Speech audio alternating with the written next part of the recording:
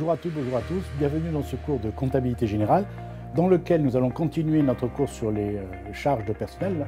Et aujourd'hui, nous allons regarder une application qui va consister, à partir d'informations issues du journal de paie ou du livre de paie, de passer les écritures, c'est-à-dire un grand classique, c'est-à-dire très probablement ce qu'on risque de vous demander dans le cadre de votre examen, sachant que dans une deuxième vidéo, je vous montrerai une application numéro 2 dans laquelle la question sera la même, sauf qu'au lieu que ce soit à partir du journal de paie, du livre de paie, ce sera à partir d'une fiche de paie, d'accord? Mais très probablement, ce sera plutôt cette version-là que vous aurez le jour de l'examen. Donc, deux parties, énoncé, correction, bien entendu. Donc, ici, le grand classique, ça va être quoi? Vous disposez des éléments suivants du livre de paie relatifs au salaire du mois de mars N. Donc, acompte versé le 15 mars par chèque bancaire, 24 000, salaire de base, 240 000, prime d'ancienneté, 23 500, avantage en nature, 27 350, indemnité de transport, 4 200, très bien. Ensuite, cotisation sociale salariale, sécurité sociale, retraite des salariés non cadres, retraite des salariés cadres, mutuelle, alors mutuelle salariale bien entendu, impôt sur le revenu, le fameux PASS, très bien, pour des montants respectifs de 42 000, 36 800, 19 700, 4 550 et 15 400.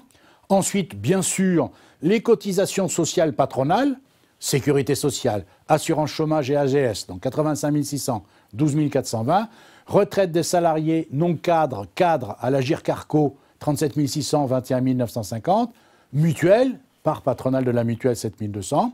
Ensuite, trois informations. Les salaires sont réglés à la fin de chaque mois par virement bancaire. Les versements aux différents organismes sont effectués par virement le 15 de chaque mois. Et le versement au service des impôts des entreprises, donc au titre du PASS, est effectué par virement le 18 de chaque mois. Trois questions. Première question, comptabiliser le 31 mars N les opérations relatives à la paie en créant des subdivisions du compte 437, autres organismes sociaux. Ça, c'est une petite différence avec le modèle que je vous ai donné pour enregistrer les fiches de paie, mais je vous en avais parlé à ce moment-là, c'est-à-dire que dans la réalité, on va identifier, séparer chaque organisme social par un sous-compte du 437 tout simplement. Ça ne change rien à la philosophie. Deuxième question, comptabiliser les versements effectués aux salariés le 31 mars N. Troisième question, comptabiliser les versements effectués aux organismes sociaux le 15 avril N et au service des impôts des entreprises le 18 avril N. Voilà pour l'énoncé. Passons maintenant donc à la correction. Donc première écriture, comptabiliser le 31 mars N les opérations relatives à la paie en créant des subdivisions du compte 437. Petite remarque, quand c'est présenté sous cette forme-là, ça veut dire qu'on ne vous demande pas d'enregistrer l'écriture du 15 mars concernant l'acompte. D'accord? On vous demande l'écriture du 31 mars. Très bien. Donc le 31 mars, rappelez-vous, l'enregistrement relatif à la fiche de paie, il y a plusieurs étapes. Première étape, enregistrement du salaire brut et des remboursements de frais. Donc on débite le 641.3, charges de personnel, 641.3, prime imposable, 641.4, indemnité et avantages divers, donc les fameux avantages en nature dans cet exemple-là, 625, déplacement, mission et réception, très bien, A, personnel, rémunération due, donc crédit du compte 421, pour la somme de ces quatre types de charges salariales, 295,050, autrement dit pour le montant du salaire brut, plus les frais de déplacement. Très bien. Deuxième étape maintenant, constatation des dettes de charges sociales salariales et éventuellement, s'il y avait eu, opposition sur salaire. Donc, on débite le compte 421 personnel rémunération due. Donc, on diminue la dette qu'on vient d'enregistrer dans la première étape.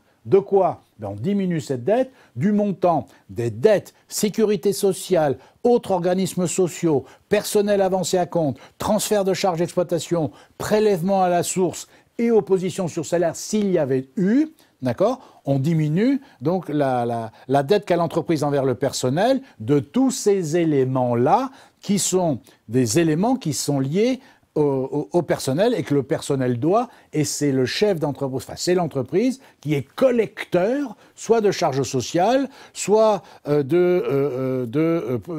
par l'intermédiaire des prélèvements à la source. Donc là, tout simplement, on a les éléments dans l'énoncé. Donc on débite le 421 personnel rémunération due dans cet exemple-là pour 169 800, c'est-à-dire la somme de dette envers la sécurité sociale salariale. Alors 437.1, 437.2, 437.3 pour les dettes envers les autres organismes sociaux pour la part salariale.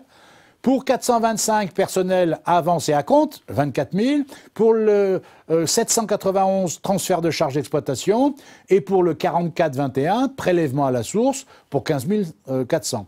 Cette somme fait donc 169 800. Très bien. Je vous rappelle également ce que je vous disais lorsque je vous ai fait le cours sur l'enregistrement des charges de personnel. Ces deux écritures, vous pouvez les regrouper en une seule, bien entendu. Il n'y a pas d'ambiguïté. Si vous avez passé deux écritures, il y a donc une troisième étape, enregistrement des charges sociales patronales et des dettes.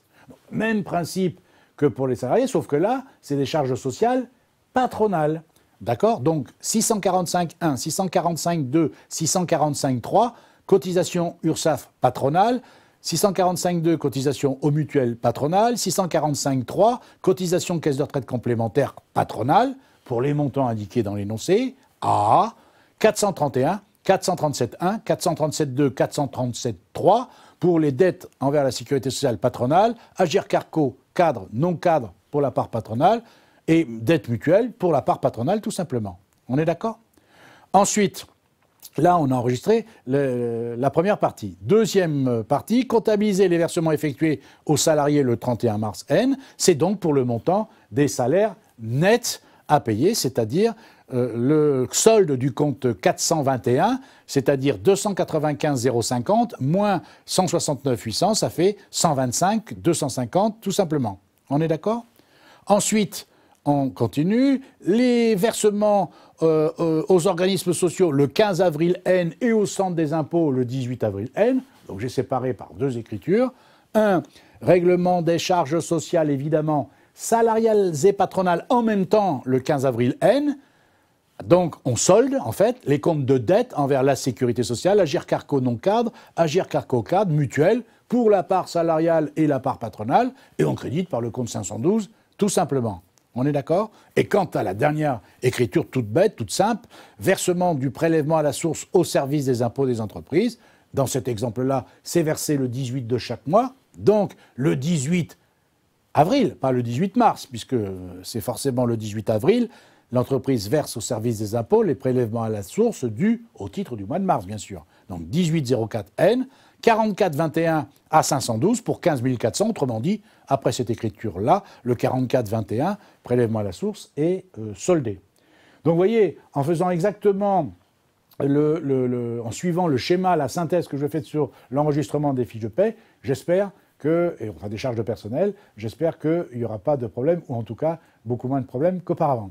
Je vous remercie de votre attention. À bientôt pour la dernière partie du cours sur les charges de personnel, qui va être une application dans laquelle on va faire passer les écritures, mais à partir d'une fiche de paie tout simplement.